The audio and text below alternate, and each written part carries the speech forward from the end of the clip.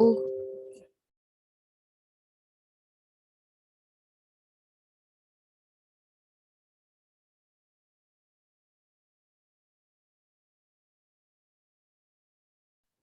okay, guys, we are starting in 2 minutes. Um, mm. uh, as you can see tonight, Sir Syafiq would be covering 2 skills. So he is quite concerned that he is not able to, talk quite lengthy for both skills. But I have been informed that whenever he needs a response, then he would be giving us a cue. So let's try to give him as much airtime as possible so that he gets to deliver whatever he wished to tell us. And I assure you that there would be times and appropriate, allocated time for questions later. Okay?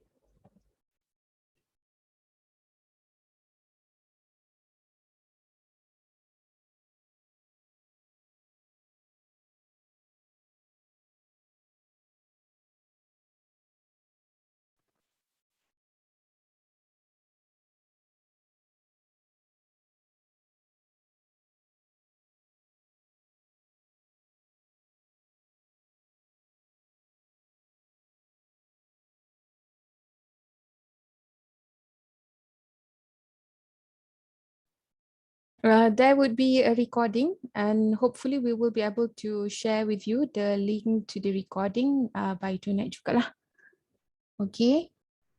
So, If you have some questions that you can keep aside for a while, for instance, in case you are scared that you will forget the question, you can simply type them in the chat when the speaker is delivering his points, and I will remind him to address the questions later too. Okay. Just a friendly reminder, last week I reminded you to be kinder in the chats okay, but this session, because it's going to be our last session for SPM English, if I come across any any rude chats, which I hope not to see tonight, I will simply put you aside. Okay, so be nice lah, korang kan baik-baik belaka. Alright, so we shall start lah.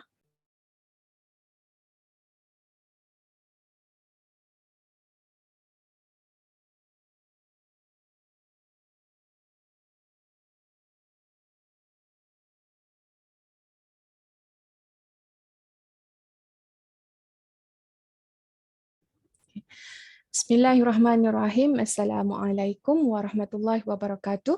Okay, today it's the fourth session, also the last session for English program Awan Ilmu for SPM students. Okay, so this is also open for Form 4 students, yeah.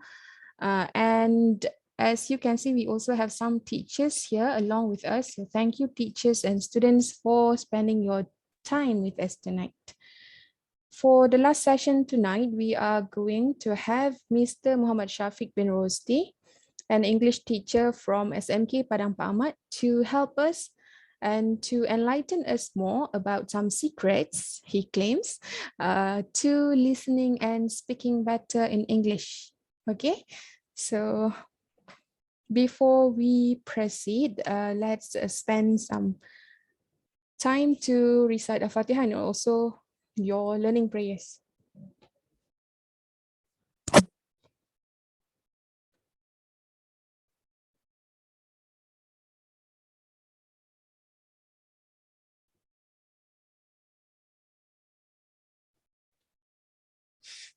Okay, some details about the speaker. His name is Muhammad Syafiq bin Rosdi, more famously known as Sir Syafiq among his students. He has been teaching since 2015. He graduated from University of St. Mark and St. John, Plymouth, UK. And ever since he was posted, he has been teaching in the same school, which is SMK Padang Pak Amat in Pasir Putih, Kelantan. So he has been also working as a JU in districts. Okay, so I think that tells everything.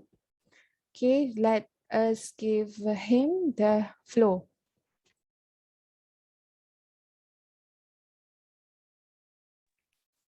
Testing. Okay, Assalamualaikum warahmatullahi wabarakatuh, and good evening, everybody. All right, so first of all, I would like to thank Muafakat Guru Cemerlang Kelantan in cooperation with Sektor Pembelajaran Jabatan Pendidikan Negeri Kelantan for having this program, and also for inviting me as one of the speakers for SPM. All right, so it is a pleasure for me to be here and to share this little information that I have with all of you. So hopefully this is going to be doing you some good for your preparation for the coming SPM. All right, so the title is The Secret to Listen and Speak Better in English. It sounds very secretive, right? Actually, I'm going to talk you along about the formats, the new SPM speaking and listening formats for this SPM, which will start in 2021, this year's SPM.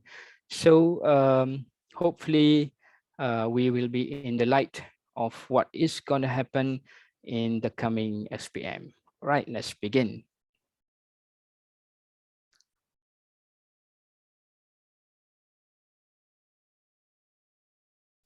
So I have been asked to talk about speaking, which is the paper 3 of the SPM. Okay, before I go any further, let's have a look at the features of the new SPM. So we have 4 papers: paper 1, paper 2, paper 3, and paper 4. Paper 1 being the reading and use of English, paper 2 writing, paper 3 speaking, and paper 4 listening. So for tonight, I'm going to focus on speaking and also listening. All right, so if you can see, for paper 3 speaking, it has the littlest, the shortest time, 13 minutes allocated, and it consists of 3 parts. And the marks is also the smallest portion out of all. It only offers you 24 marks, and the weightage is the same, 25% out of the whole marks for SPM. And listening, paper 4, okay, 40 minutes allocation of time, 30 items, and it consists of 4 parts, okay, and it carries 30 marks, and the weightage is still the same, 25 marks. Okay, so now that we know the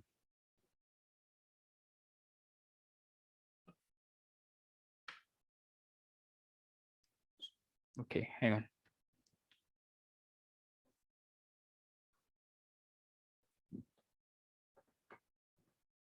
All right, okay.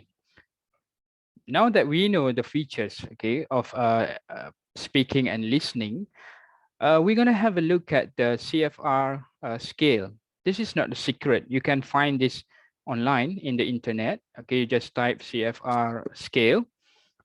And I'm going to focus only on the 3 bands, okay, B1 level, B2 level, and C1 level.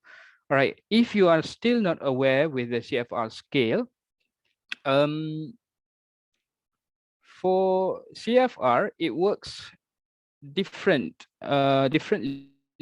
if you compare to our current banding. Okay, for us in Malaysia, A is the highest, right? We always want to get A plus even. Okay, but for CFR, C1 and C2 are the highest bands out of the whole levels. All right, so for CFR, aligned with the SPM examination or SPM level, we are only focusing on A2 level, B1 level, B2 level, and C1 level, C1 being the highest, right?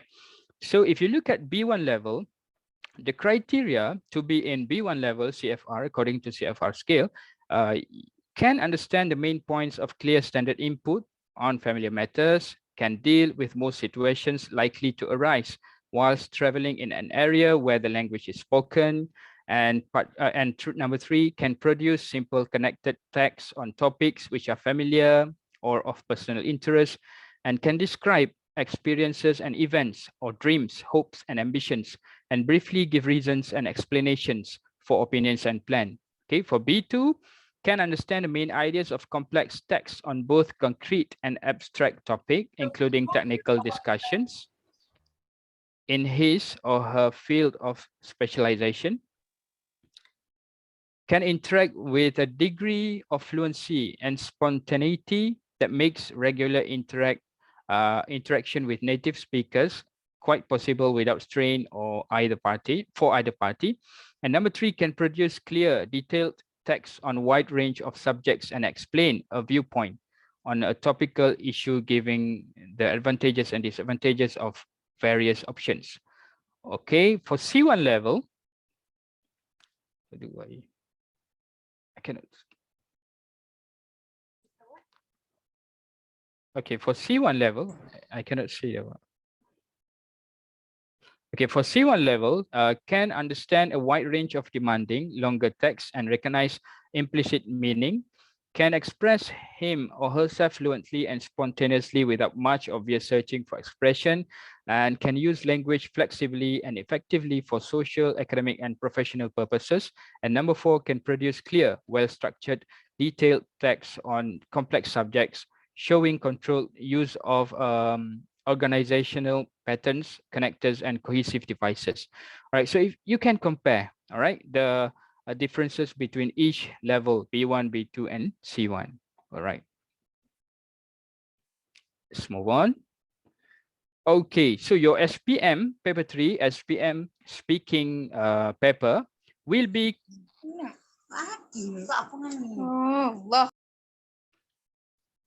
conducted in a pair interaction. Okay, meaning to say there will be 2 of you, candidates A and candidates B, with the presence of number 1, an interlocutor, and number 2, an assessor.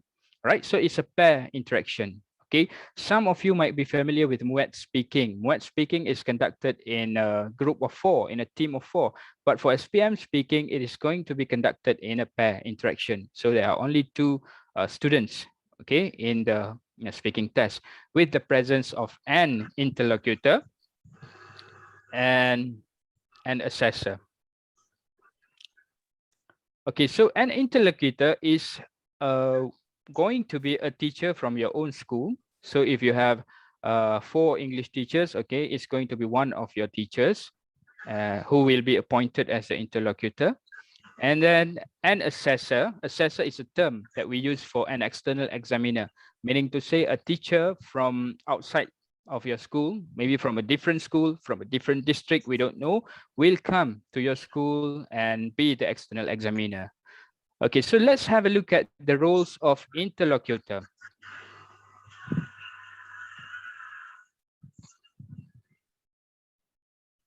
Right, firstly, the roles of interlocutor is to manage the interaction.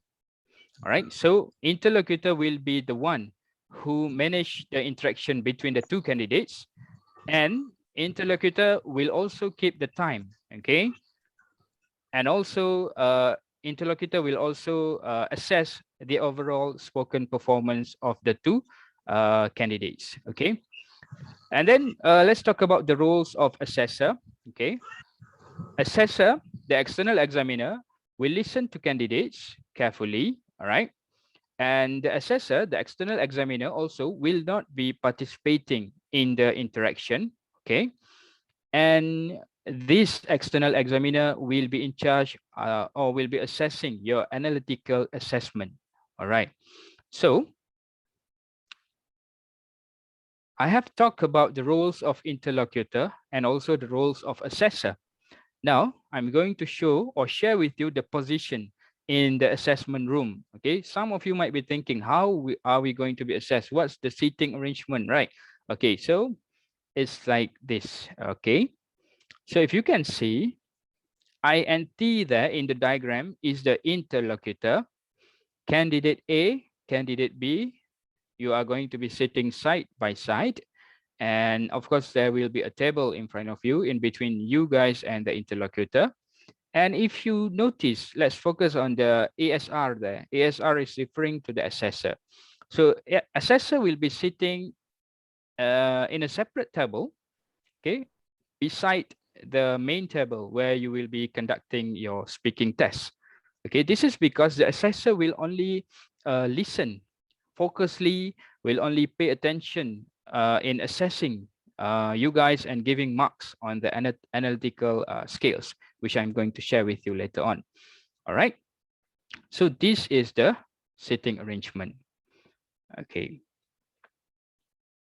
And next, I'm going to talk about the timing. All right. Like I said in the beginning of this session, the timing for speaking test, the whole speaking test is only 13 minutes. Okay. So part 1, the task type is a short interview, and the timing will only be 3 to 4 minutes for both of you. So meaning probably 2 minutes for each candidate. Okay, so both candidates will take up to 4 minutes. Okay, and for part 2, there will be individual long term with prompts. Okay, so you will be given a question. Each of you will get a different set of question with prompts, meaning you have meaning to say you will have some points to talk about in the question paper. And the timing is 1 minute for each candidate. and 20 seconds to respond to partner's speech. Okay. Basically, you will have 20 minutes to prepare when you get a question, and then 1 minute to talk, and 20 seconds to respond to your partner's speech, because you will get different topics, so you will have to respond to your partner's speech. Okay. And part 3 of the speaking test is a discussion based on a mind map stimulus, where you will be given a mind map of a topic, of a certain topic, and there will be 2 minutes allocated for you guys to speak together, to have a discussion on the topic, and then you will have 1 minute to come to a conclusion. Okay. And then 2 minutes to with a follow-up discussion, which will be led by the interlocutor. All right, so total will be about around 13 minutes or maybe 14 minutes the maximum. Okay. And if you notice on the diagram on this slide, I have typed there limited cues to assist. All right. So this is referring to the cues that can be used by the, or can be offered by the interlocutor. Even though the interlocutor is our own teacher, the interlocutor is not allowed to help you too much in your speaking test. All right. So he or she, the teacher, can only use the allocated ataupun allowed prompts in his or her pack. Okay, the interlocutor will have a guideline, sort of. Okay, so he or she can only use the words to help you in your speaking test. All right. So I'm going to go deeper now, and I have planned since week ago. I have planned to actually have you guys, the students, to be involved hands-on with this speaking activity or speaking lesson or speaking test. All right, for this one, I need 2 volunteers. I need 2 volunteers to be candidate A and 1 volunteer to be candidate B, to together do part 1 of the whole speaking test.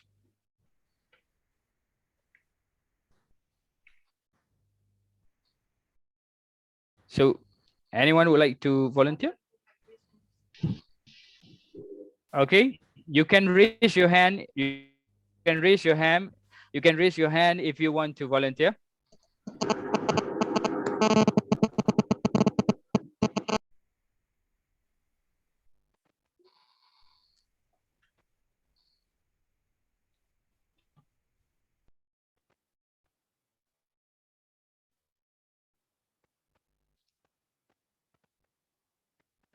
Anyone want to volunteer? Part 1 is the easiest. Okay, shouldn't be a problem. Okay, we have 2 participants raise their hand. Okay, let's have this one. Sorry, Nawara and Haris. All right, Nawara, you will be candidate A. Haris, you will be candidate B. Okay, so this is part 1 of the speaking test. All right, and I'm going to be the interlocutor. All right, so good evening, everybody. I am Sir Syafiq, and this is my colleague, Mrs. Shafika, and she'll just listen to us, meaning to say she's the external examiner. First of all, we'd like to know something about you. Okay, candidate A, what's your name? You can respond. My name is Siti Nur Safanawar binti Mahadi. Okay, thank you. What about Welcome. you, candidate? What about you, candidate B? What's your name? Hi, my name is Haris Bidal Vidamri. I am in Form 5. I am 17 this year, and uh, I'm from SMK Agama Major. Okay, thank you, candidate B. All right, candidate A, where do you live? I live at Kampung Bukit Tanah. All right. Candidate B, where do you live? I live in Malor. All right, thank you. How do you guys come to school every day? Candidate A, how do you usually go to school? I usually go to school with my father. All right. What about you, candidate B? Well, I usually go to school by cars. My mother sent me there. Yeah, I think that's it. Okay, thank you. All right, thank you, the two of you. You're welcome, sir. Thank you for having us.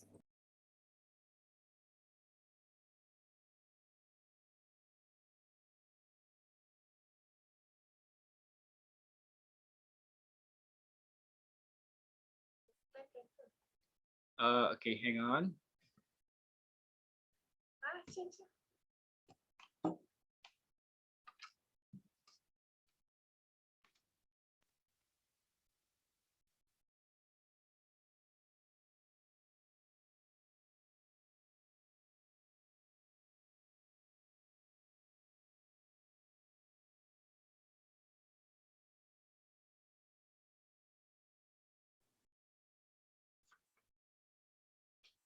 Maybe there's a problem with the.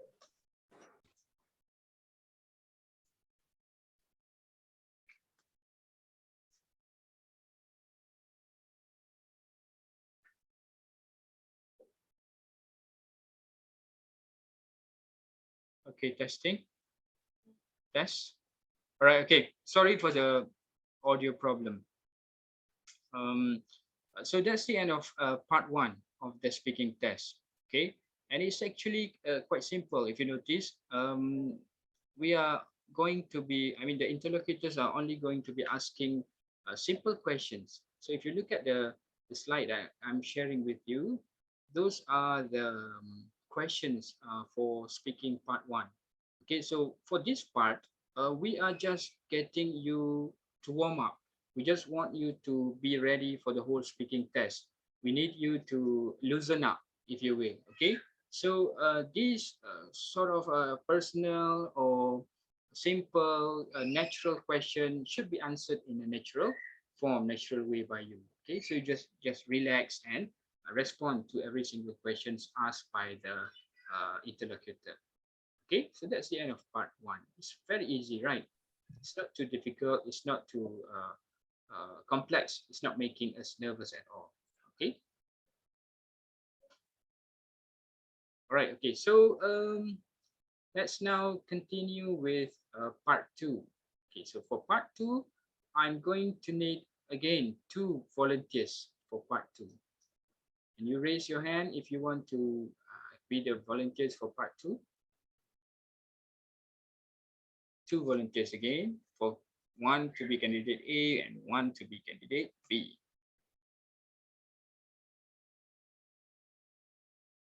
Okay, we have Michelle Tan Yan Tiang to be one of the volunteers, right?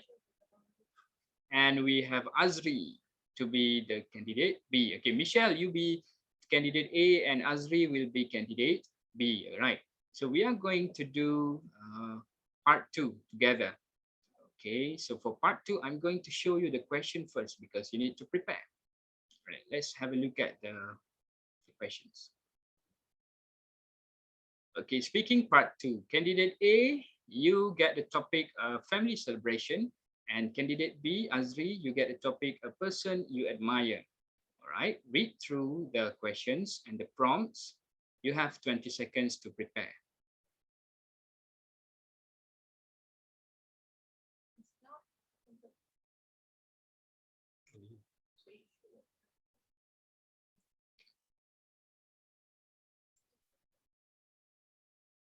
Kena jaga jarak, Syafiq. Sorry? Syafiq kena jaga jarak. Oh.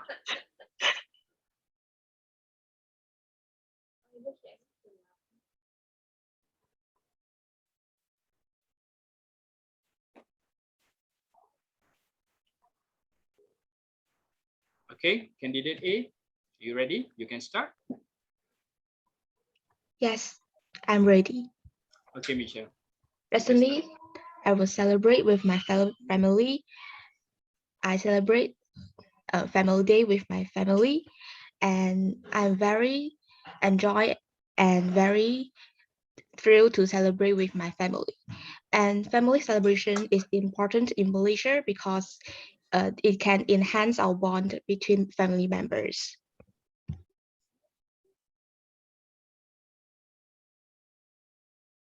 That is it. That is all, Michelle. Yes. Okay, thank you. All right, candidate B, are you ready? All right, yes, I'm ready. Okay, Azri, you can go on. I really have a lot of role models that I admire throughout my life, but one of them I do admire is Barack Obama, the former president of the USA, because this person is, despite being a different race, he managed to obtain the highest peak of position in the United States hierarchy, despite being a different race and being black. Because the person is possessing the persistence and quite the knowledge to proceed with administration, which I basically admire to the point the point being all. Honestly, I don't know how it's to manage. He managed to do that despite being well the operation of the staff. Anyhow, I think it's very important for people to have a good role model because it's basically like how we will proceed the future following the ideals that people have left. Although being different races or religions, but I think it's a great thing to do. That's all. Thank you. Okay, thank you, Azri. Thank you very much. All right, Azri. Now, can I ask you about the topic that was talked or spoken by Michelle just now? All right, what can you give an example of a family celebration, Azri, which you enjoyed with your family? Uh, I have a lot of family celebration I do with my family, but among all of them, I do enjoy celebrating Hari Raya Idul Fitri and Idul Adha. Uh, and there's the family days as well. Okay, That's yes, thank you, Azri. Thank you. I'm going to have to stop you there. All right, Michelle, what about you? Do you have any person that you admire? Yes.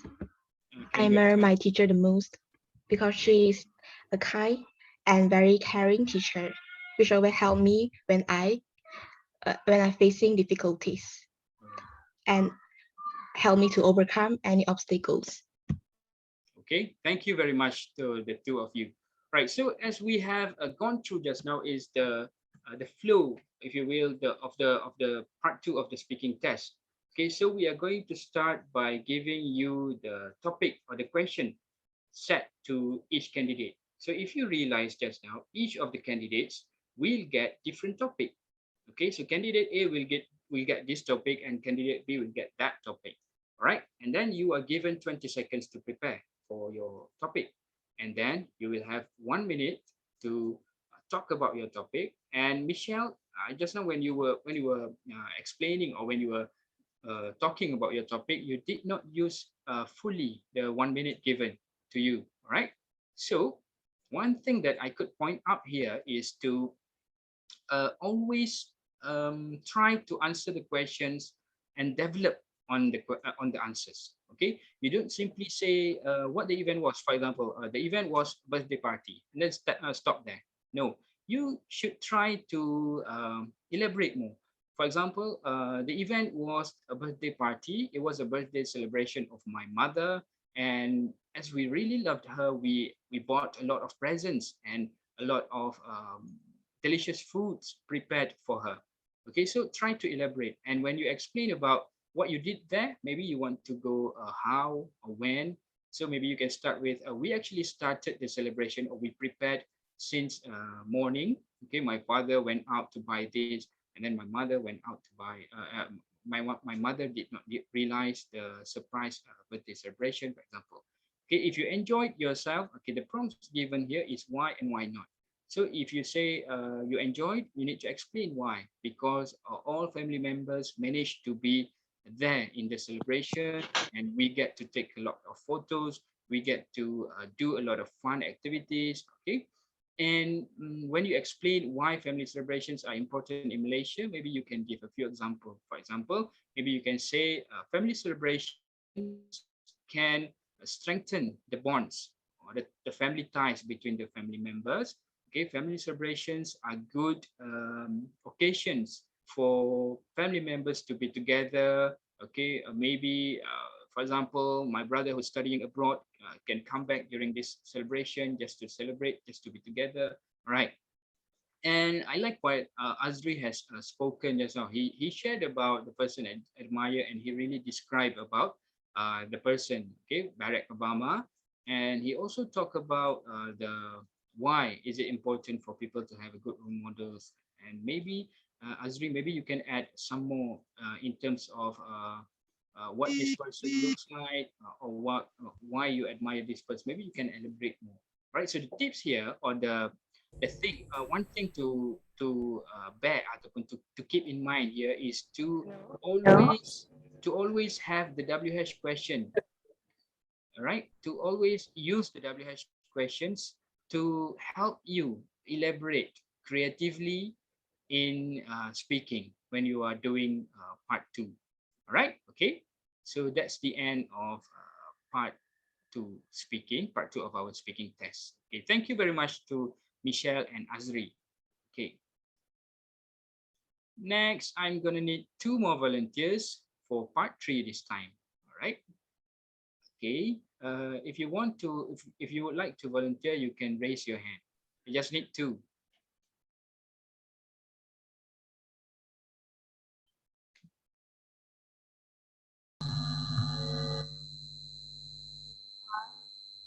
Anyone would like to volunteer?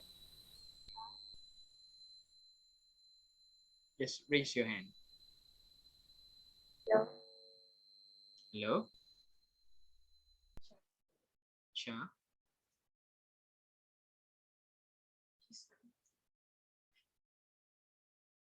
Okay, Chung Jin, Chung raised hand. Okay, I need one more now.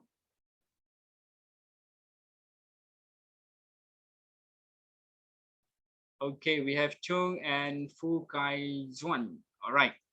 I hope I said your name correctly. Okay, I'm sorry if I didn't. Okay, so you are going to be the volunteers for part 3. Okay, Chung will be candidate A and Fu, you will be candidate B. Okay, are you ready? All right, let's have a look at the question. Remember, for part 3, you will be given a mind map. Okay, what's the question? Okay, all right. So here's the mind map for both of you. Okay, remember, for this one, you will be discussing between the two of you for 2 minutes, and then I'll continue. All right. Okay. So look at the mind map and read all the points, and you have 20 seconds to prepare.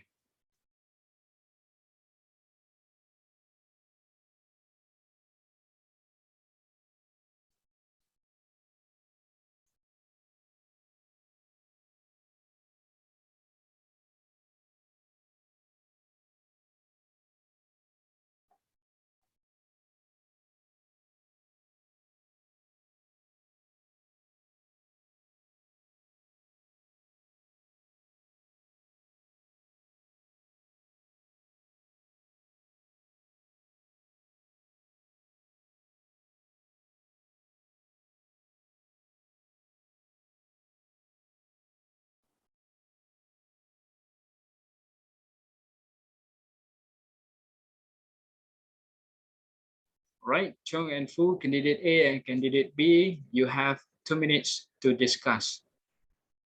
Anyone can start. It doesn't matter. Well, I personally think that online shopping is not only time saving, but we can buy things in a click, right? And it's not only that, but in online shopping, we can search from various websites such as Shopee or Lazada, and from there we can make comparison between prices, and we can develop our own plan on buying which things and make our own wish list, which is a really great way to save on money and on time too. What do you think? Yes, I'm totally agree with this. As now is the COVID-19, we need social distance. So we are not encouraged to queue up to buy things at any store or any shop. So it's better to have no crowds at any no matter at the shopping mall or the store. So we are encouraged to follow the trend now, the 21st century. All of us always buy online, and then yes, by only like we only click, and then we very safe time we can buy our items when we are going to school, by when we like sitting in the car, or when we are like going to anywhere by any transport station. We can sit in the transportation, and then we choose the items that we like. This is very safe time, yes, because now everybody is very like busy. The student need to cope with their academics, and the graduates, they need to work very hard to gain their monies. So I think that shop online is totally a very wise decision for now. Not matter like the young teenagers or the people with like the older age people. Okay, Chung, would you like to say anything else? Yes, I would like to add on, and I definitely agree. I once go to the shop and I want to buy a book actually, and I couldn't find the book anywhere. So I tried to search online and I found that book. So it was really time saving, and it was also convenient to find that book in only a few seconds, and I can even spend that time doing other things. So I definitely agree with the time saving and the convenient, and I think that is also like for example like clothing materials or something like that. I can find it online in a very easy and fast way. They have a wide variety. But what I mean by that is actually about, like, if I search on Shopee, they will have some other type of clothing or some other genre of music or something like that, while in some other places I will have another variety. So I think that I definitely really like to shop online. Okay, Fu, do you want to add anything?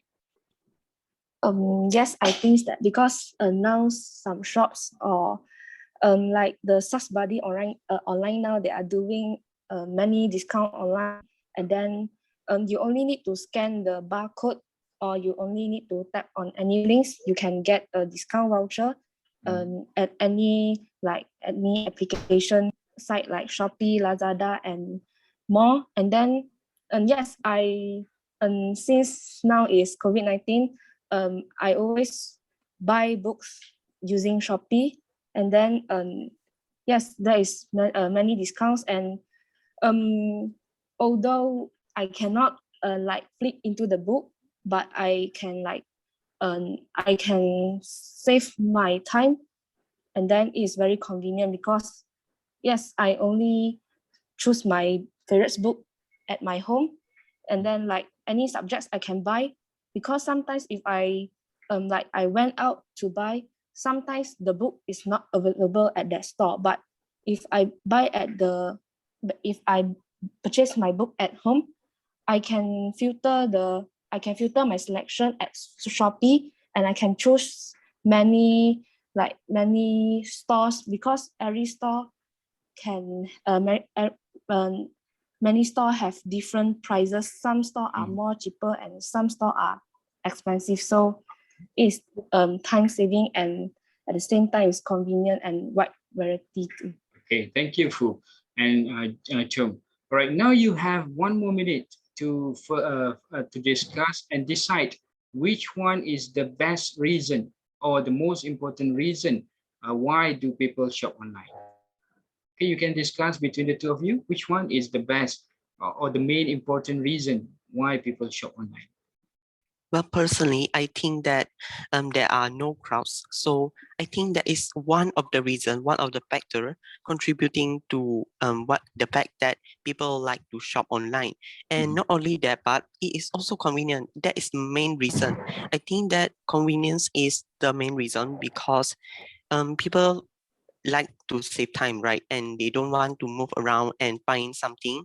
And once they go to the shop or the store, they couldn't find something and they'll be like frustrated. So I think it's a great thing that we have online shopping now, so that we can be convenient at our own home and there are no crowds. What do you think? Yes, I totally agree that convenience is the main importance for shopping online, because yes, now everybody is very like busy with we need to facing the problems that we have during this COVID-19, and then we cannot always like went out from our house, and we need to like study online or working from home. And so convenience is really the main point, because main importance shopping online, because it's save time, and then we no need to like expose to the dangers of the virus, right? Social distancing, these are the main important things we need to deal with this time until the COVID-19 is getting better. So convenient, and then we can only by tapping, by searching the things we like, and by using only one phone. And yes, it's very convenient. Right. Okay. I agree with you. Okay. All right. Okay. So the two of you just now talk about the reasons why do people shop online, because there are no crowds, because it is time saving, because it is convenient, and it has wide variety. Okay, let's now talk about another reason why do people shop online, which is follow the trend. Chung, do you want to talk about why? I mean, is that a good reason why do people shop online? Is it because they want to follow the trend? Well, I noticed quite a lot of people, they fell in love with like K-pops and all that. They sometimes when we go to the market or the physical stores, we couldn't find something that we think is on the trend right now, and it is very difficult to find something that is like on top of the list, because we would need some the stores sometimes they have limited stores of some things, and sometimes it's better to find it online, because like the shops there they are worldwide sometimes, so they can deliver anytime, and they can also post or something like that. So I think that is one of the reason. Okay. Fu, do you want to add about following the trend as one of the reasons for why do people shop online? Yes, I also think that following the trend is one of the like the crucial reason for why people need to shop online now, because I think that everybody like me, I'm last time I'm not really like know about online shopping. My sister taught me about this a lot. So now I think that I really like really teenagers, because last time I think I like a person that cannot follow the trend, and then I'm not like will be eliminated by the society. Now I know more, and then I also learn many knowledge about like how to bank in, or how to like choose the method to pay. And then I learned many things that I learned before, because before I shop online, I didn't know anything about this. After my sister taught me, and then I know a bit, and then now I can follow the trend, and I can start to bought some books, or maybe some phone cases, because and then many things like my idols albums, and then yes, many interesting things. So I really think that after try shopping online, I really like can follow the trend, and not like last time I'm like don't know anything about this shopping online. Okay, thank you, Fu. I'm going to have to stop you there. All right, so thank you to the two of you, candidate A and candidate B. All right, that's the end of our part 3 of the speaking test. Okay, to be honest, I really enjoyed the session just now because you were discussing really well. But as I was enjoying the session with you, with the two of you, I did not realize of the timing. All right, so I did not stop you there. And actually we went a bit over, not a bit actually, we went over 4 minutes. Okay, it's supposed to be 4 minutes and maybe the longest would be 5 minutes. Okay, but we did around 7 minutes. Okay, so that's quite long actually. All right, so so this is part 3 of the speaking test. All right, and I would like to point out that when you are speaking, when you are discussing, there will be some sense of equality between the two candidates. All right, it's the role of the interlocutor, which was me, to manage the time or to manage the turn, at least to give equal opportunities to both of you to speak equally. All right, and I really like what I think Fu did just now when you were discussing. You said something like, I totally agree with you. Okay, that's a good phrase of agreeing in a discussion. Okay, and you can also actually disagree. You can say something, I'm sorry, but I'm not in the same boat with you because I think this and this and this. Okay, I also like the fact that you use the phrases like, I would like to add, or to add on. Just now you said something like that. Okay, those are the phrases or the clauses that we use in speaking, okay, especially in discussion. All right, when we are discussing with our partner, with our fellow candidates, okay, candidate A and B, we want to keep the discussion going. We don't want to be talking alone, and we want to reach or to achieve the sense of mutual understanding. All right, and if you notice, when you were telling me, or when you were talking about your points, and then after that I asked you to discuss and agree on one point, which is the best point, which one is the best ataupun the most important reason for people shop online.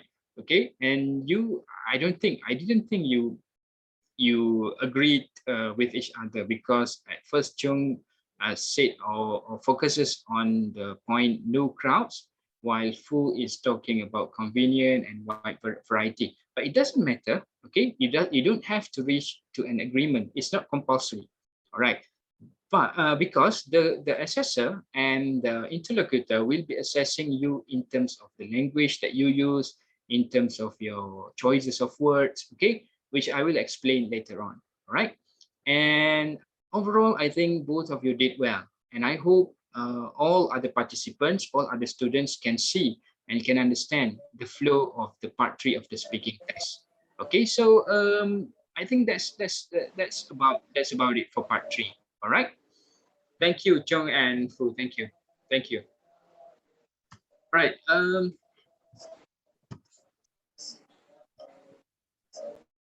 Right. All right. So this is another sample of mind map. Okay, another sample of mind map. Possible, yeah, sample question, possible topics. Okay, for the mind map for part 3, studying abroad. Okay. And this is another one, benefits of sports. All right, so just to keep you relaxed, I want to tell you or share with you that the topics chosen, that is going to be chosen for your speaking test, will be familiar with you. Okay, we are not going to talk about politics in Canada, for example. We're not going to talk about foreign matters, for example, economy problem in United States. No, we are going to, I mean, not we, the lembaga peperiksaan will choose the topics that are familiar with you, right? Maybe something about teenagers, something about online shopping, about friendship, benefits of sports like this, and studying abroad. Okay, basically it will cover topics that appear on your textbook. Okay, it will not go beyond that. Okay, you don't have to worry. Okay, what if the topic is difficult, is too complex? No. Okay, the topics will be chosen based on what have you, what are taught using the textbook.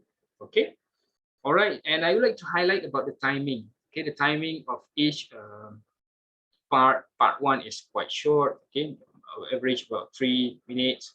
Part two, 1 minute for each, 20 seconds to prepare, 20 seconds to respond to your partner's speech. And for part three, you have about 4 to 5 minutes actually, because 2 minutes you will be discussing, 1 minute to agree or disagree with one point, and then further 2 minutes to where the interlocutor will have further question regarding the topic. Okay, so it's very important to pay attention to the timing. I mean, if you feel like you have in the discussion, for example, in part three, if you feel that like you have spoken too much, okay, if you tend to go too long, you might want to hand the floor over to your candidate because you want to be fair and square. Or the interlocutor will have to jump in. Okay, the interlocutor will stop you and ask the next candidate to speak. All right. When you are planning for your part two, okay, previously part two, when you are planning, you need to try to make it not too concise, but to make it good enough for the 1 minute. Okay, you don't want to be talking too short, and you also don't want to be talking too long, because you will be stopped at 1 minute. Okay, the interlocutor will have to politely stop you, okay, if you are talking for too long in part two. Right, so this is part three. Okay, so now I'm going to talk about the assessment, right? How the interlocutor and the assessor are going to assess you. Okay, so the interlocutor will be assessing only on the overall spoken performance, which carries 6 marks, while the assessor, on the other hand, will be assessing you in 3 different assessment. Number 1 is grammar, 6 marks is the full marks, and number 2, vocabulary, and the third element or the third criteria is the communicative competence. So each of these assessment criteria, or no, the element will carry 6 marks. So 6 times 4 will equal to 24 marks, right? So let's go deeper into this. What is overall spoken performance, grammar, vocabulary, and communicative competence? Okay, if you can see the nice animated slide which I prepared, okay, which I was helped by someone to prepare. Okay, assessment. The first element is overall spoken performance. Okay, the interlocutor will be assessing in general about the ability of the candidate, of the students, of you guys to understand the question. Okay, for example, when the interlocutor asks you question, were you able to reply or respond correctly? Okay, was your answer or your responses are fulfilling the task or not, the question asked by the interlocutor or not? Okay, and then number 2 is related to the ability to respond. Okay, did you were you able to respond correctly, accurately to the topic or to the question asked by the interlocutor, or to the topic in the question paper? Okay, and then number 3 is the ability. Okay, number 3 is the ability to contribute. Sorry, ability to contribute means during the discussion. Okay, were you able to contribute good points to the discussion or not? Okay, did you were you able to understand what your partner has said, and can you add on to whatever she or he has said just now? And also number 4, the ability to keep it going. Okay, especially in a discussion lah. Okay, if you're able to keep it going, if you're able to ask questions to your partner to explore more, to help him or her to speak more, okay, that is under overall spoken performance. All right. So on the other hand, okay, the external examiner or the assessor will be assessing 3 different categories. Okay, elements. Number 1 is grammar. Okay, in grammar, the assessor will focus on your ability to communicate accurately. Meaning to say, were you able to use good good grammar in your sentence structure? Okay, and then he or she, the external examiner, will also focus on your consistency of using accurate grammar. All right, whenever you speak, he or she will pay attention to whatever said by you. I mean, was it, if you are telling a story about something that has happened in the past, for example, your previous birthday celebration, were you using past tense, past continuous? Okay, how many times did you get it correct? Okay, were you consistent or not? Or maybe you get it right, you got it right the first time, maybe you use past tense, and then in 1 or 2 lines later on you accidentally use present tense or present continuous. Okay, that falls under grammar, consistency of using accurate grammar. And then under grammar also, the examiner will pay attention on the cohesion, okay, whether it is appropriate and relevant or not. All right, is it necessary? Is your speech sounding cohesive or not? Right, that's grammar. All right, and criteria. No, element number 2 is vocabulary. Okay, under vocabulary, the external examiner will focus on the words that convey meaning. I mean, the choices of words that you are using in your speaking test. Were you using the words that convey the meaning directly, or is it not appropriate? Is it not suitable? Is it not? Is it not specific? The words used to convey meaning. All right. Number 2, more proficient, wider lexical range. All right. So if you are more proficient,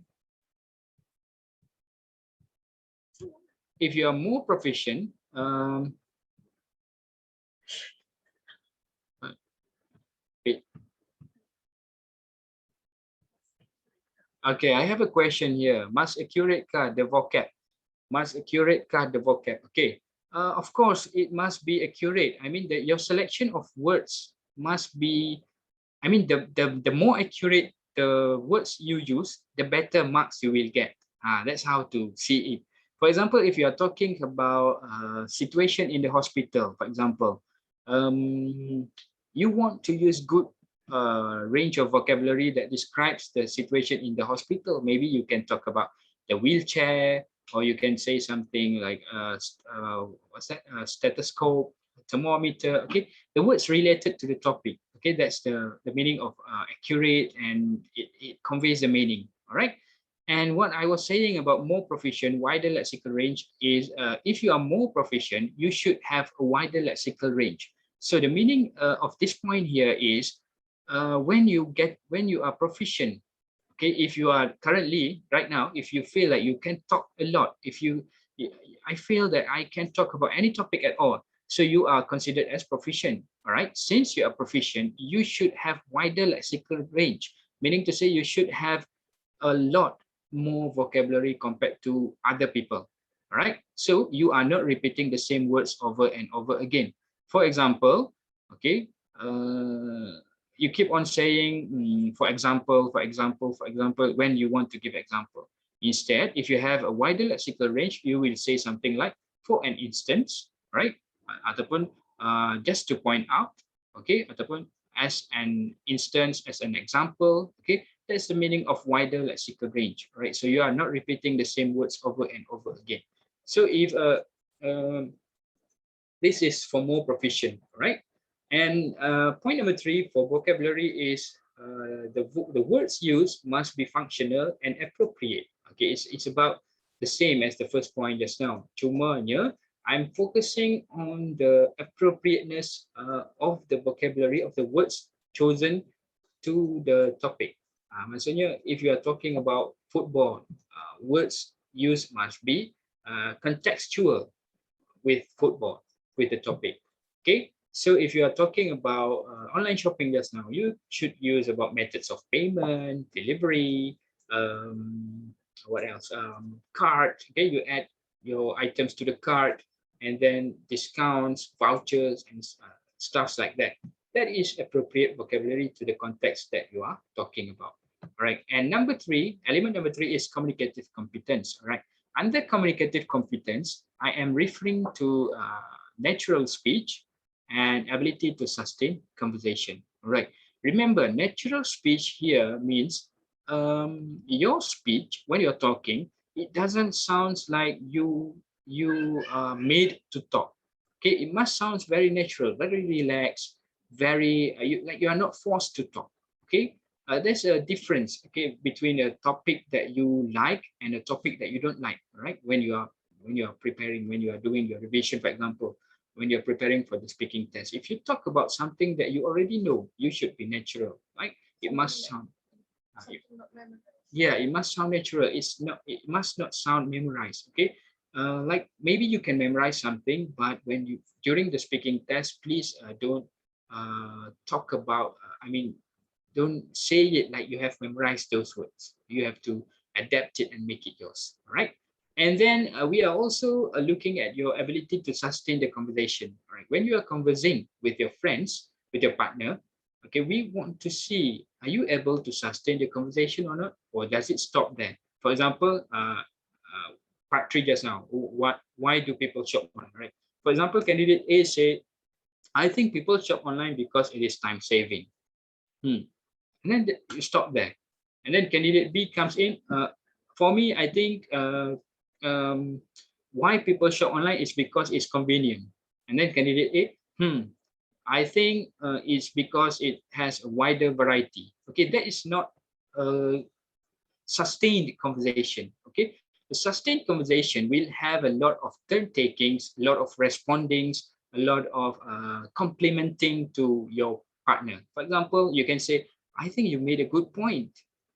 Or you can say something like, I just realized that it's true. Whatever you said just now was true because I had previous experience in ordering something online and I bought it at a cheaper price. Okay, so that's the ability of sustaining conversation. All right. And then we are also looking at less hesitation and pauses. Of course, if you keep on hesitating when you are speaking, that means you need to improve more in terms of speaking. All right, because hesitating and pauses are not good for your speaking test. All right, the more hesitation and the more pauses you have means you need more improvement. You need to develop in terms of the speaking skills, maybe the vocabulary, in terms of the confidence level, right? And then ability to initiate, sustain, and close interaction. All right. Under communicative competence, we are also looking at the ability of the candidates to initiate. Maybe who is able to start a discussion, to start a topic. Okay. Who can sustain? Maybe candidate A can start the mind map discussion just now.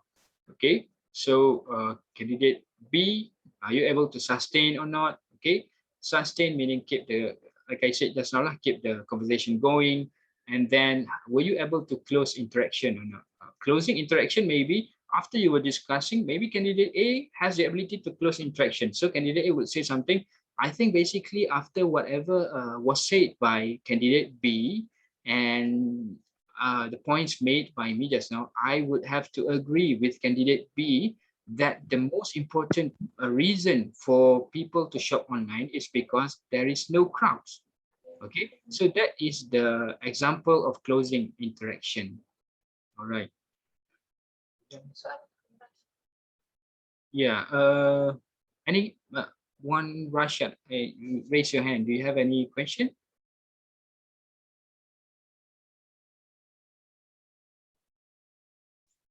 All right. Any question? Show us, because there is a show of hand. Okay. Any question so far? There's a question asking if you Okay. can add over or saying something.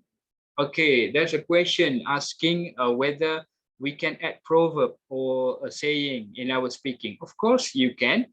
Okay, your marks will be given according to the appropriateness. Meaning to say, okay, if which one? Which one?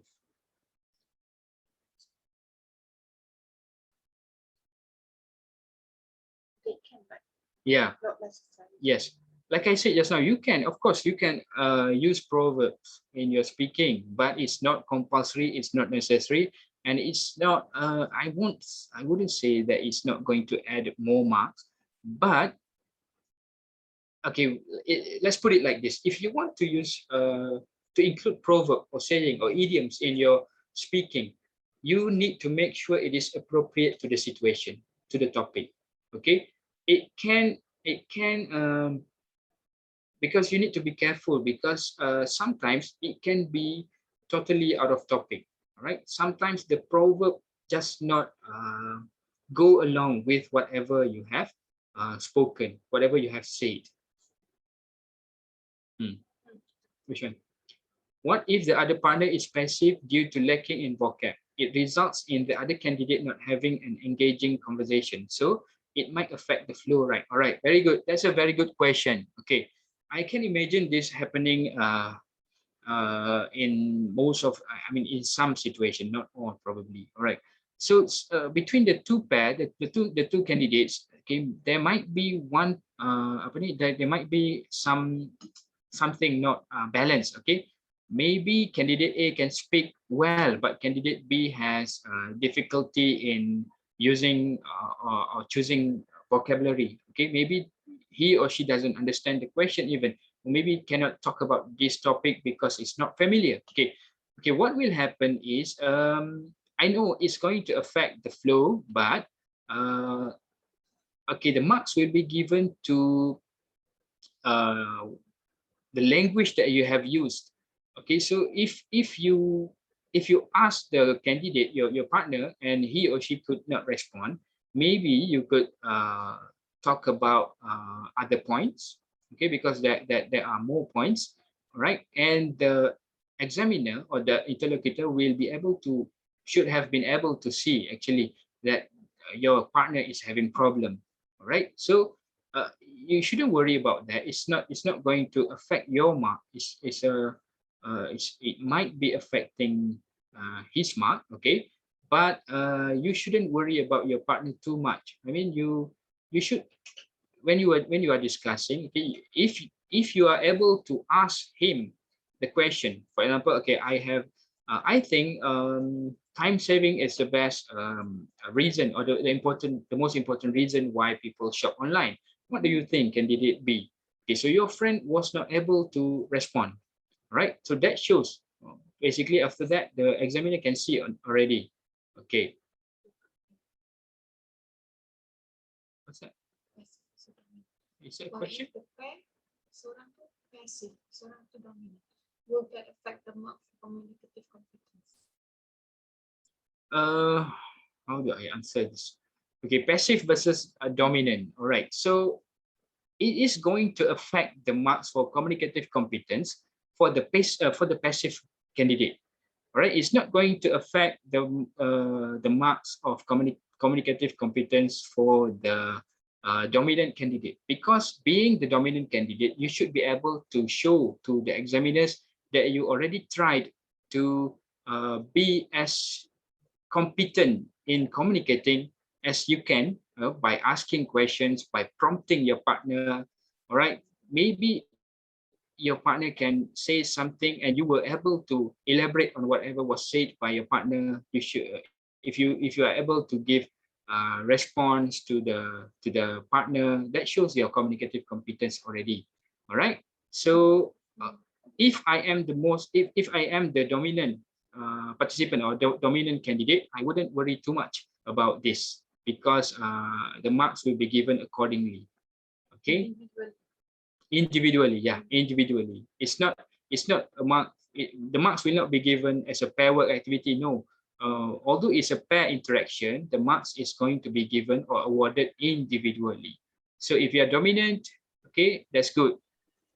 If you are passive, you need to improve. You need to try to participate more in the discussion. Okay, I hope that answered the question. Any bonus? Anyone? Any bonus? Any bonus for the dominant students or candidate?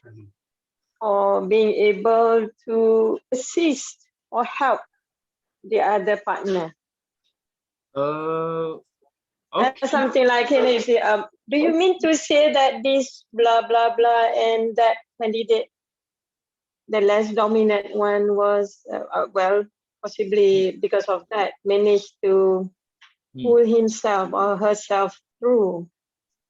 Yeah, that's a good. Be considered, yeah.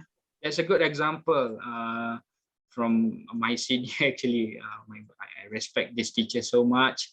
Okay, that's a good question, Kak Bah. Actually, and of course, by the analyzing the example that you have given, that candidate who was able to initiate, to help, to assist, will get more marks in terms of communicative competence, because he has the ability to initiate the discussion or to sustain the discussion. At least he tried, he attempted.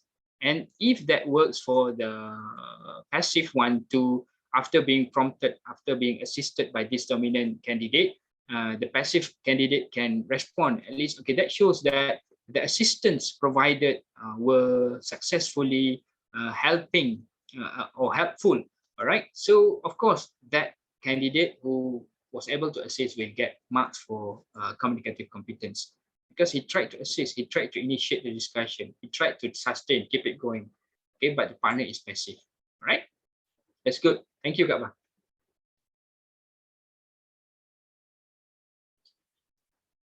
Okay. Okay. All right. I'm going to continue first. All right. No, wait. Okay. So I'm just going to share, after we went through everything just now, I'm going to share with you the SPM scoring versus CFR scale. All right. Because I cannot, I don't think I should share with you about the marking or assessment criteria for SPM, like band 1, band 3, band 5, and 6. But you can actually find the information about CFR level scale in the internet. Okay, just type CFR level scale in the descriptors of each CFR level. You can actually make some make sense of the scoring lah. Right. So at A2 level CFR, you will be at band 1. Okay. Ataupun if you get band 1, 1 mark lah, 1 mark for grammar, 1 mark for vocabulary, 1 mark for communicative competence. That shows that you are in A2 level. All right. At band 3 level, band 3 for grammar, 3 marks lah, 3 marks for grammar, 3 marks for vocab ni. That shows you are in B1 level of the CFR. Band 5, marks of 5 equals to B2 level of the CFR, and a mark of 6 full marks for each category. Remember, grammar 6 marks is a full mark. Okay, kalau dapat full mark 6 mark for grammar ni, maksudnya grammar dia level C1. Okay, if you get 6 mark for vocab, maksudnya your vocabulary is already at C1 level. Alright, so at C1 level, you shouldn't have problem to speak with native speaker, for example. Okay, so that's how you can assess, am I ready or not? Okay, you can find the information about the CFR level or scales in the internet, and you can see the descriptors there. Okay, by reading the descriptors, you will know at which point ataupun at what level you are currently now, and what can you do to improve. All right. Okay, so this is SPM scoring versus CFR scale.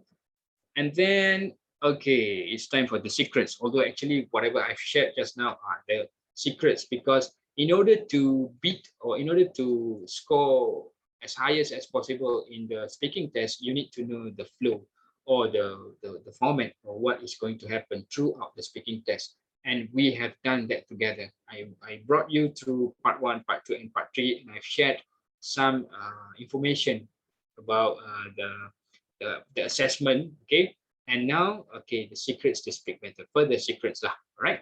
So for, wow, this is beautifully done, right? Okay, this is a good slide. Okay.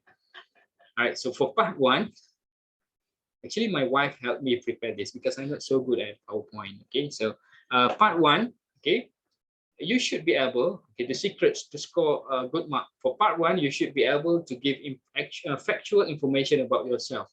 Okay, you should be able to talk informally about yourself, okay, or formally about yourself. Okay, maybe when the interlocutor asks you, all right, candidate A, what is your name? Okay, maybe you can respond, my name is Syafiq. Or maybe you can say something my friends like to call me Syafiq. My full name is Muhammad Syafiq, for example. Okay, and you should be able to talk about present circumstances. Okay, and you should also be able to express opinions. Right, you should be able to tell something like, in my opinion, ataupun in my own view, ataupun in my personal view, right, to express your opinion. And you should be able to talk about past experience and future plans using the word will, future tense, will, ataupun am going to. And then you should be able to explain and give reasons, right? So these are the functions ataupun the ability ataupun the language requirements for you to excel part 1, right? Okay, moving on to part 2. Okay, for part 2, okay, when you are if you are trying to excel ataupun to get as highest mark as possible for part 2, you should be able to describe people, places, and situation. Maksudnya, you have a good control of the adjectives, right? So when you describe people, for example, okay, I would like to talk about a person who I admire the most. Okay, the person is my mother. Okay, you should have the correct adjectives to describe your mother. For example, my mother is very lovely, very friendly, very supportive. Okay, and when you are describing places, for example, I celebrated my birthday at Aeon Mall. Okay, so you should be able to describe the place. Aeon Mall was crowded, and it was too cold inside due to the air conditioning, for example. Okay, and the situations. All right, so it's all about describing.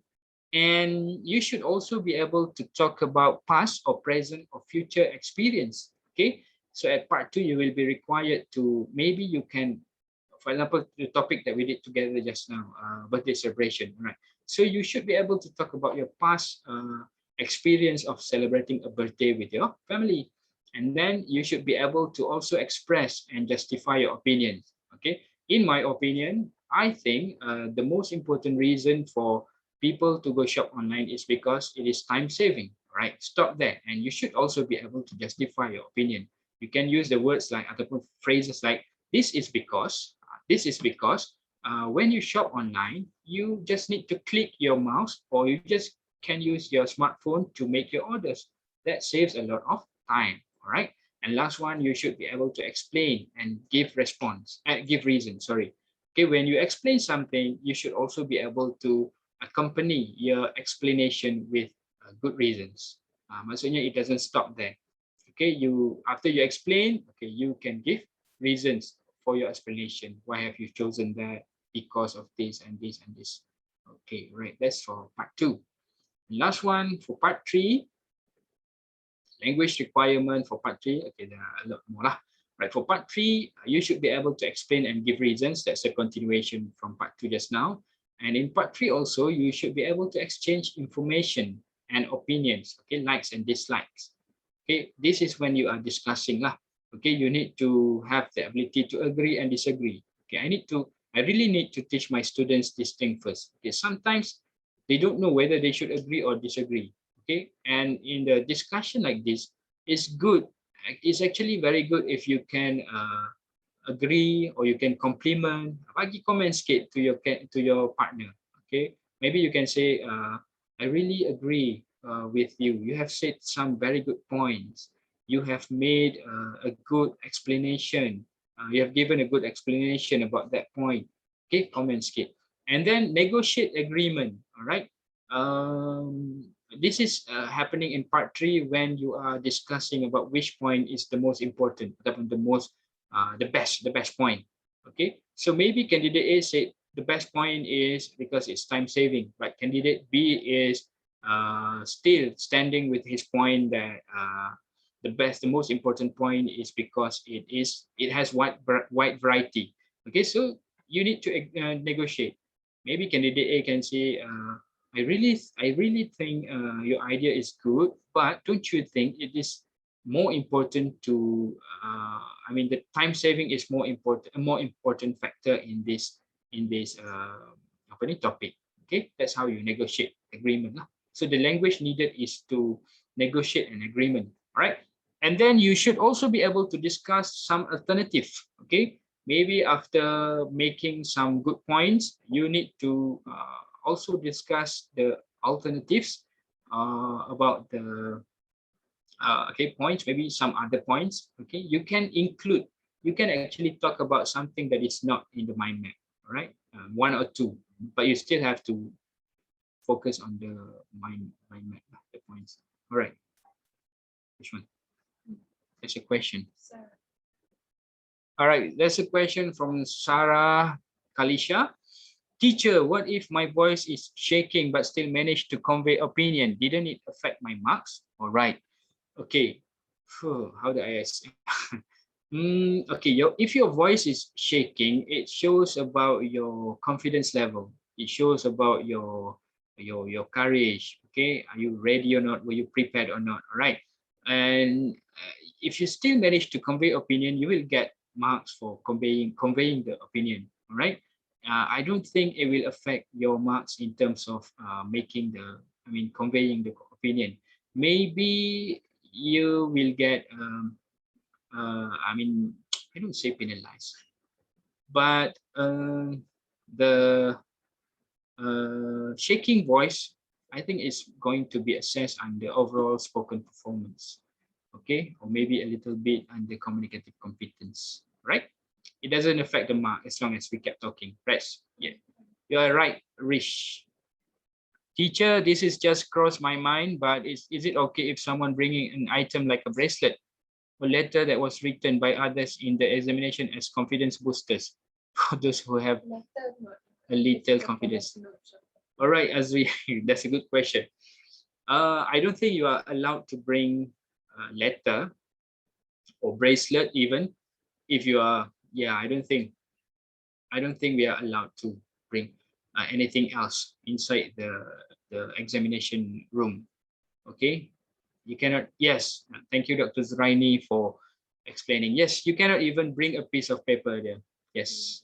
And Ajira asked, can we choose our partner? Okay, this one, I think we cannot choose our partner because it's going to be according to your index number, angka giliran. Okay, tak boleh pilih lah. Okay, angka giliran will determine your partner. Right, thank you, Dr. Zraini. Okay, and I'll continue. Okay, speaking part 3, you should also be able to excel part 3. You should be able to make and respond to suggestions. If your partner have made suggestion, you should be able to respond. If your partner has made some good points, you should be able to compliment, to respond, and you should also be able to make some suggestion. I would like to suggest, maybe, I think, something like that, the words, the phrases there. Okay, and then last 2 is to express and justify opinions. Okay, this is the same as part 2 just now. All right, so that is the secret. All right, so how do you know if you are ready? Okay, you are ready if you feel like you want to participate. Okay, if you really feel that I really want to try speaking activities with my friends, that means you are ready. You are ready if you know what you wanted to say. Okay, if you know how to construct a sentence to convey whatever you want to say, then you are ready. Okay, you are ready if you are able to express yourself fluently. Okay, maksudnya awak boleh explain. Okay, express yourself fluently. That shows that you are ready. And then you are ready if your language is accurate enough to be understood easily. Right? If whenever you talk to your teacher, to your friends, they can understand you well. That shows that you are ready. Maksudnya you can speak fluently lah. All right. And you are also ready if you can interact confidently. Maksudnya awak you are not nervous at all when you are talking, when you are interacting. That shows that you are ready. All right. And then you are also ready if you enjoy the activity. Okay, some people, they enjoy reading, they enjoy writing, they enjoy listening, but they don't like speaking. That means that they are not ready. So if you enjoy speaking very much, that shows you are really ready. And last one, you are ready if you know what you have to do. So if you have all ticks in this checklist, okay, that means that you are ready, right? Okay, I'm going to move on to listening very quickly because I don't think we have a lot of time. All right. So, but regardless, I will still continue with the listening. Okay. For listening in the SPM, in this new format, okay, you will have 4 parts in this listening. Okay, so part 1 will be 3 option. Okay, multiple choice. Okay, will be of short question, short text. Okay, and then part 2, 3 option, multiple choice question, but this time it will be of longer text. Okay, and for part 3, okay, for part 3 there will be matching activity. Okay, for this time you will have to match, listen, and then make matching activity. And for part 4 is a note completion. Okay, I'm going to show you later on some sample of the listening questions lah. Right. So okay, I've explained just now this one. Okay, so the sub skills in the listening activity ataupun listening parts of the whole SPM paper.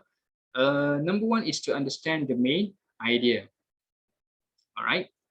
Number 2, when you are listening to something, you should be able to understand specific details. Okay, just now main idea, maksudnya whenever the listening text, listening audio is played, you should be able to understand, okay, what is the general idea of the whole listening audio. Okay, is it about football?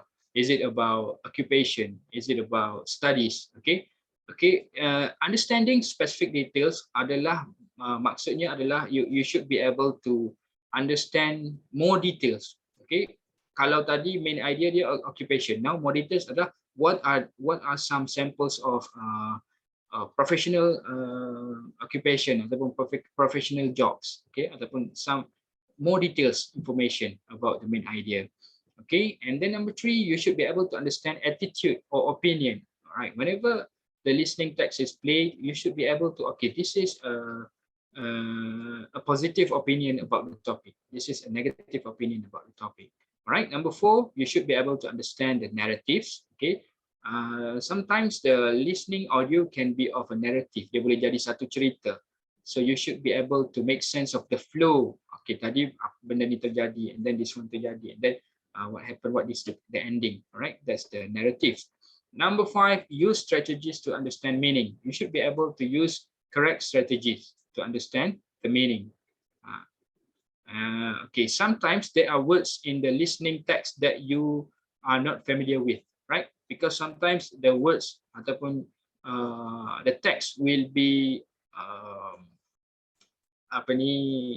using words that are not entirely difficult, bukan semuanya difficult, tapi mungkin it contains 1 or 2 difficult words. Okay, so you have to have the right ataupun the correct strategy. Mungkin kita boleh make sense of certain words by understanding the whole idea. Right, and last one, you should be able to recognize the typical features of spoken text. Okay, in spoken text ni, dalam listening audio ni, there are many features. Okay, ada contohnya interjecting, agreeing or disagreeing. Okay, these things, these features should be able, you should be able to understand all these features in order to answer all the questions. All right. So before the listening audio is played, right? Kita listening test ni dia akan mainkan the audio will be played twice, 2 kali. All right. So before the audio is being played for the first time, you should read and listen to the instructions. Okay, dengar dan baca elok-elok the question. Go through the question first if you have time, because that will make you more prepared to listen to the listening audio. Okay, and then underline keywords. Okay, dalam questions, so maybe there are keywords that you don't understand. Ataupun keywords of the main question, the whole question tu ada keyword dia apa, dia tanya what ataupun why ataupun which. Okay, so you just underline all the keywords. Okay, and then number 3, understand the context. Okay, before you listen for the first time, you should know what to expect out of all the listening the question. Okay, know what to expect. And then number 4, try to predict possible answer. Is it relating to a place? Is it focusing on a name, or is it talking about a number? Okay, try to be as prepared as you can. All right. Now, when you are listening, while you are listening, don't worry if you don't understand everything. Okay, there are some cases very apa ni orang kata tersorok lah. Okay, where you don't understand everything. Okay, don't worry. All right, because you'll get to hear the recording again, but this time around you have to be really prepared. Right, don't worry if you don't understand everything. Maksudnya di sini, if you can understand a little bit of the listening audio, you should be fine. Because whenever the listening audio is being played again, you get a chance to macam main puzzle tu, cantum ke balik and try to make sense and get your answer. Alright. And number 3, check your answer during second playback. Sometimes, if you can answer in the first time when the audio was played, that's good, because the second time the audio is going to be played, you can check your answer. Maksudnya masa kali kedua audio tu dimainkan, listening text tu dimainkan, di play, awak boleh check. Did you get it correct? Question 1, 2, 3, and 4. Masa tu boleh buat changes. Alright. And then try to move on from previous questions. Don't let it haunt you. This is very important. Some students, my own students, they don't move on from the previous questions. They kept focusing on that question. If you're not sure with that question, you let it be first. Just skip the question, move on to the next question. Right. And then after you listen to the audio twice, don't leave questions unanswered. Make sure you don't leave any questions unanswered. All right. And number 2, you should check all answers for careless mistakes and etc. All right.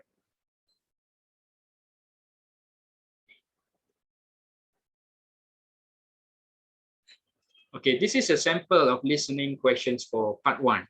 Kalau tengok, the question is very short. Okay, it's quite short. And then ada 3 pilihan jawapan. Masa ni, audio akan di-play and then you will have to choose the answer. Okay, it's not too difficult for this part because the question is very short, very straightforward. Okay, baca je dah faham. Alright. And then sample for part 2. Right now, if you can see, the question is a bit longer, just a bit longer, right? And it's still multiple choice questions. Ada 3 pilihan. And listening for part 3, okay, is a matching activity. The question, you will hear 5 short extracts in which teenagers are talking about shopping habits. For questions 16 to 20, choose from the list A to G, which what each speaker says. Use the letters only once, all right? There are 2 extra letters which you do not need to use, all right? So you have to answer 6, no. Okay, there are 2 letters that you don't need to use. Maksudnya 2 letters tu adalah pengacau. Okay, you just need 5. You just need 5 answers. Okay, dia bagi jawapan 7. So 2 tu adalah distractors lah. Right. So you will hear the recording twice, answer the question. Before the recording is being played, you read through first, baca, and then when it was played once, okay, you try to answer. Okay, when it's played for the second time, okay, you check your answer ataupun you can make changes. If you have answered just now, you can make changes, right? And last one is part 4. Okay, for part 4, it will be in this form, dalam bentuk paragraphs macam ni, where you have to complete fill in the blanks lah. You will hear a student, Azlan, talking about his experience as an exchange student in Italy. For questions 21 to 30, fill in the missing information in each numbered space. Okay, you have to fill in the missing information. And there is a requirement there. Read carefully the instruction. Baca dulu. Use no more than 1 word for each space. So it's very important to pay attention to this one, because I think kalau dia minta 1 word, kalau dia kata no more than 1 word, and then you answered in 2 or 3 words, I think you will not get any marks if you answered more than 1 word, because the requirement says only 1 word. Yes, any question, just raise hand. No one.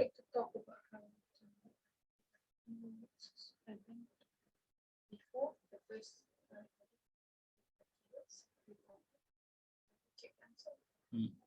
Right, there's another good tip here. Right, maybe when you listen to the first recording, the first time the recording is being played, it's good if you can find the keywords for the questions first.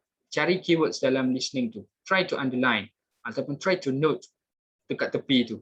Alright, so when you hear the recording for the second time, you can get the answer correctly. Okay, so that's a good tips actually. Okay, that's a good tip. Okay, so what can you do now, as of now, to improve listening? All right. I always advise my own students to listen to movies, songs, and TV shows. Okay, it's good to start with the entertainments, with the movies, with the songs and TV shows, because it is very interesting and it keeps you sort of motivated to watch more, to listen more, right? You need to start to develop interest in English movies, English songs, ataupun English TV shows. Okay, when you are watching movies, try to at first you can try to watch with subtitles. Okay, cuba make sense dengan apa yang dicakap oleh the actor ataupun the actresses with the subtitles. Oh, this words means this in Malay. And then after you feel like you have improved, okay, try to watch it without the subtitles. Okay, the same goes with songs. At first, you will listen to song just to enjoy the music. It happened to me. As well. Masa dulu, when I was a small kid, I listened to English songs, but I didn't understand anything. Okay, that was the beginning. But I love the music, the rock music, so much. Okay, so I tried to listen for the words pula. Okay, as I was listening to the songs, I tried to listen for the words. Okay, what words? What is this words said by the singer? Okay, and then same thing with the TV shows. All right, so when you're listening to the songs, you can also look at the lyrics as you are listening to the songs. That gives you more apa ni yang kata listening input lah. Maksudnya dengar dan nampak dekat paper. Okay, and you can also listen to podcasts, radio stations, all right, without visual aids. And of course, the biggest thing you can do to improve your listening adalah by attempting online listening quizzes. There are so many websites that you can try to go on to attempt online listening quizzes. Okay, for example, you can go to British English education. You can just type listening activities for CFR. Okay, there are a lot there. Okay, there is also website Cambridge English. There is also a listening activity there. Okay, you can just try as many times as you want. Right, by doing this kind of activities, you should be able to improve your listening skills. All right, so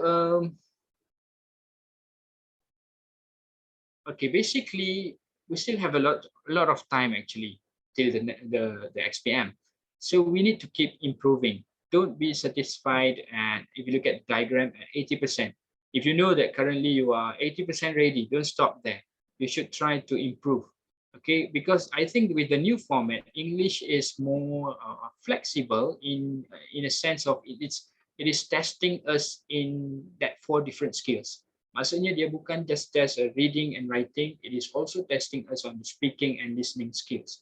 So if you feel for this time around, you cannot stop like at 80%. Kalau dulu boleh, but this time around because if you look at the weightage, okay, I've shown you in the beginning of the session, the weightage for each paper is the same, 25%, 25%, 25%, and 25%. So in order to get a good marks, as highest marks as possible, you need to balance everything. You cannot be good in only reading, ataupun be good at reading only, ataupun be good at writing only, and then you choose speaking. I am not very confident, so let it slide lah. Tak boleh. Because in order to get a good marks, you have to balance everything. So the first thing to do now is to identify your weaknesses and then your strengths. If you feel like you are a better ataupun a great writer and reader, you should focus on speaking and improving your listening skills pula. Ada orang, their speaking and listening skills are better than reading and writing. So you need to work on reading and writing. So for this time around, you really need to to prepare for the 4 different skills. Okay, and never feel satisfied. Enjoy your language development. Okay, you will feel that you are developing. You will see the sign. Kalau dulu you read, for example, if you have developed a lot. Kalau dulu you have when you were reading New Straits Times, for example, ataupun English newspaper, you don't understand 50% of the words. But now, as you have developed, you manage to understand 100%. Kalau dulu you're listening to songs, you don't even understand the words. But now you can listen to the songs and imagine what is happening, okay, behind, ataupun what is the story behind the song. Mr. Syafiq, will the audios be spoken by the native speakers? That's a good question. Teacher 1, I think it's teacher 1.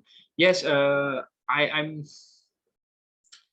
not 100% sure, but yes, it will be spoken by native speakers. Why? I mean, I'm not 100% sure. Kalau dia, But it will be heavily accented. yes. I think it will be audio of English speaking speakers. Okay, but yes, even thank you, Dr. Raini. Yes, we are not sure of it. I can. But normally lah, from my previous experience, normally it sounded native, but it shouldn't be very accented. Maksudnya bukan audio yang terlalu heavily accented. Okay, it shouldn't be too difficult. Yeah, it is going to be using standard English. Yes, teacher, do we really need to worry about our grammar during the test? If you are referring to speaking, then yes. Maksudnya, as you are speaking right now with your friends ataupun with your teachers, you need to try to improve on your grammar. If you're talking about past tense, you need to use past tense. If you are talking about present tense, okay, make sure you get it correct. The subject verb agreement. Kalau subject dia singular, the verb must be singular. Maksudnya ada S. Kalau subject dia plural, the verb must not have S. Okay. So yes, you have to really pay attention on the grammar as well. That's a good question. At least.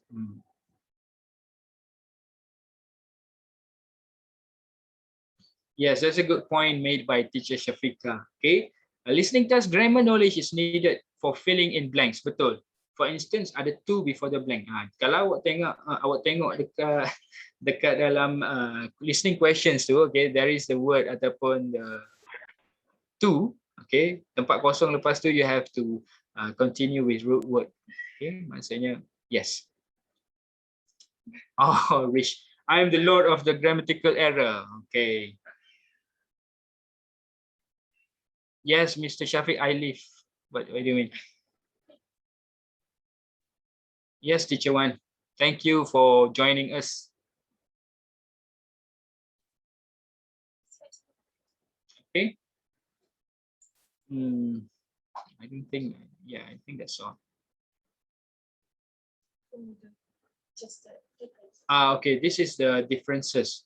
Differences between Pt3 and SPM. So if you look at the Pt3 reading, okay, we have, I think more or less the same.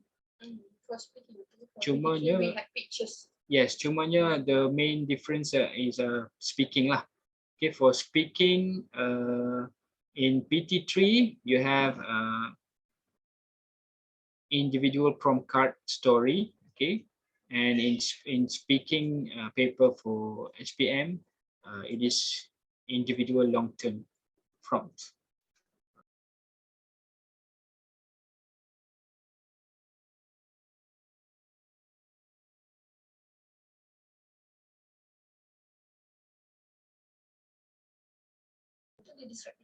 Yes, for Pt3 in speaking, you have pictures to help you with the speaking.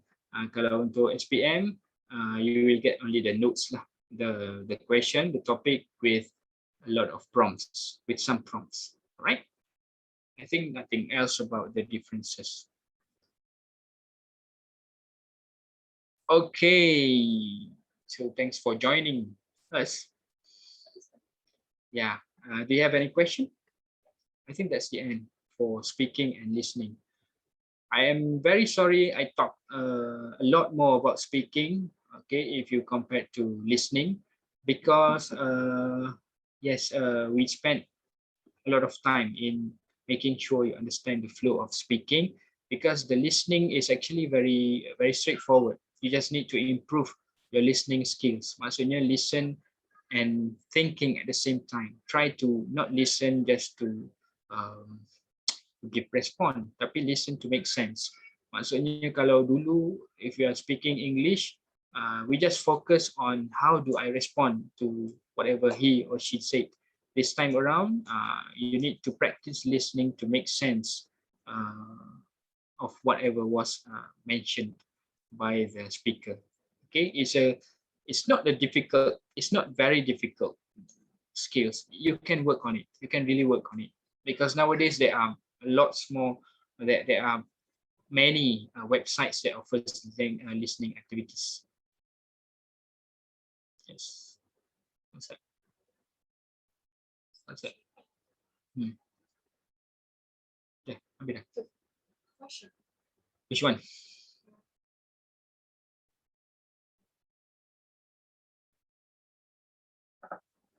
Okay, you are welcome. You are welcome, Zulfa. You are welcome, D. The questions are. I have a question. Mana question? Sir, if the question asks us to give negative opinions or drawbacks about something, can we use bad words? No offense, but I think it'll be more real based on what we describe about it. It's hard to respond to it. No, okay, it's like this. I'm Surya Afrika. Thank you for the question. Okay, I'm very sure the question will not require you to give negative opinions or drawbacks. And even, I mean, I can imagine maybe some topics will require you, if they are asking about your own opinion, maybe your opinion is, maybe you have a negative opinion about the topic. Okay, if that happens, try to use your, try to be as formal as possible.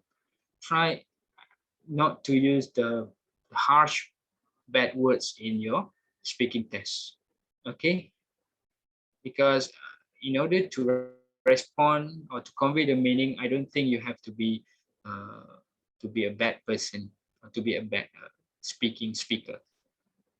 Okay. Does anyone else have any questions before we conclude the session?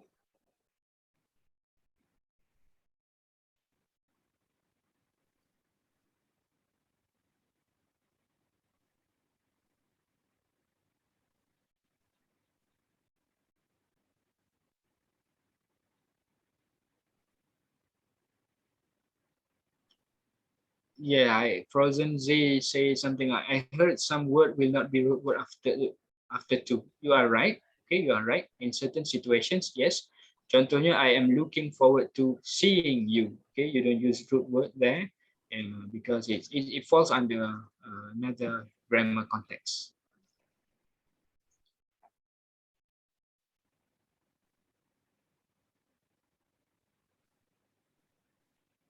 Okay, good night, Nick Shamsuddin.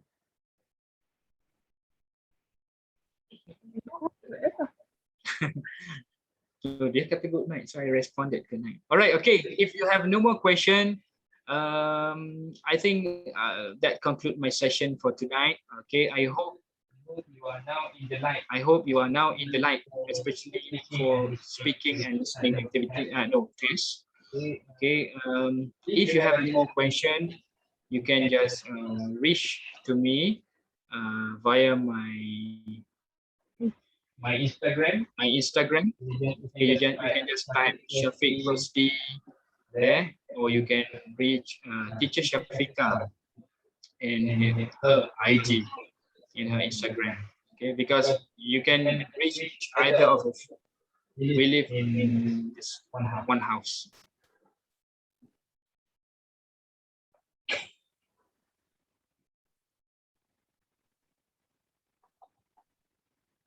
Can you type IG? I think so. Yes. as to respond to Aji, I think for speaking that it's fine. Which one? To be using British and American words because it's a spoken interaction Yes. instead of a written. Yes. Yes, Azri, it's fine if you are using British or American words or slang even in the speaking test. Okay, as long as your words ataupun your meaning is conveyed to the examiners, to the interlocutors, you will get the marks that you deserve. Okay, you just need to make sure that you speak clearly. Okay, either tak kisah you guna British slang ataupun British words ataupun American words, it doesn't matter. As long as the meaning is conveyed, you will definitely get your marks. Don't worry too much, Azri.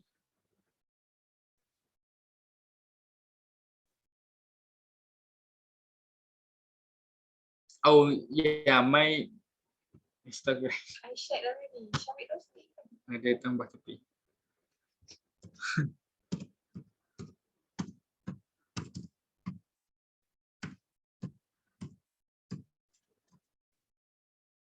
Okay, that's my Instagram.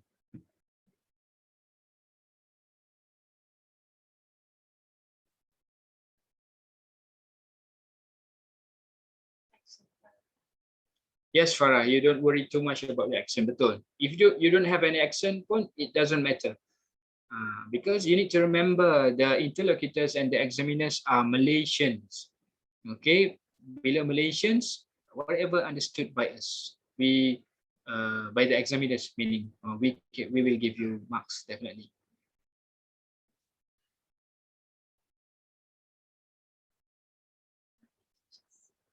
Okay. So I think if you have no more question, I would like to conclude the session for tonight again. And huge gratitude and thank you for all the teachers and students who joined me here. Okay, and I really hope that it helps you a lot. Okay, in terms of dealing ataupun preparing for your speaking and listening test and also English test in general.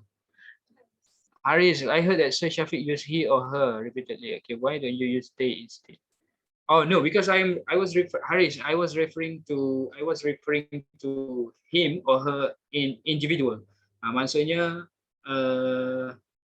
because again interlocutor and assessor they are marking separately. Maksudnya interlocutor are focusing only on the overall spoken performance. Okay, meanwhile the assessor is focusing on the three analytical skills, iaitu grammar, vocab, and communicative competence. So that's why I was referring to them ataupun I use him or her. Okay. Sometimes people like bau bodoh nak kecap bodoh. It's okay. It's good to try. You don't worry if people say that you kecap bau bodoh. Okay. It doesn't matter. Banyak sangat Syafiq Rosdi, yes. So my IG is Syafiq Rosdi. Just tell them Budu is nice. Yes, Kak. Yes, betul. Just tell them Budu is nice. Thank you. Budu is nice. That's why I'm speaking like Budu. Betul. Okay. So that's my IG. Ada 4949 belakang. Betul, macam teacher Ibah kata, remember, you don't worry when people say you speak bau bodoh, because bodoh is nice. Okay, don't worry. Yes, Budu is very nice. Bodoh is very nice, betul.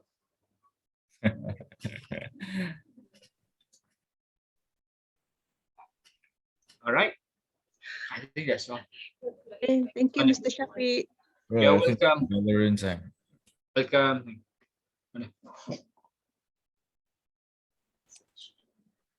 I think the marks the end of there's one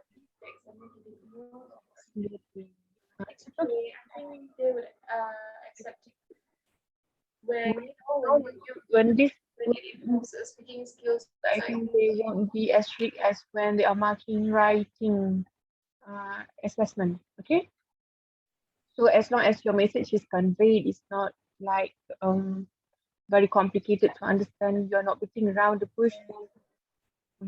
As long as the message delivers, so that it's fine.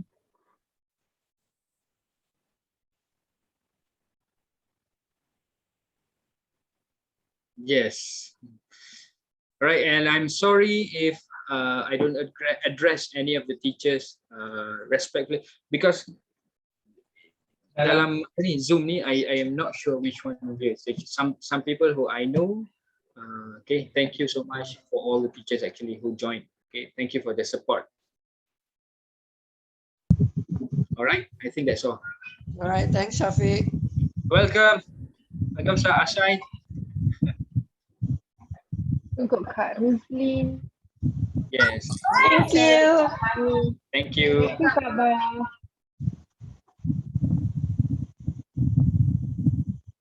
Thank you, sir. Okay, welcome. Thank you, sir. Thank you, sir. Thank you, Syafiq. Thank you, sir. Thank you, sir. Thank you, sir. Welcome. Okay, Kak Hasina. Yes, thank you, Kak. Thank you to you. Thanks to you too.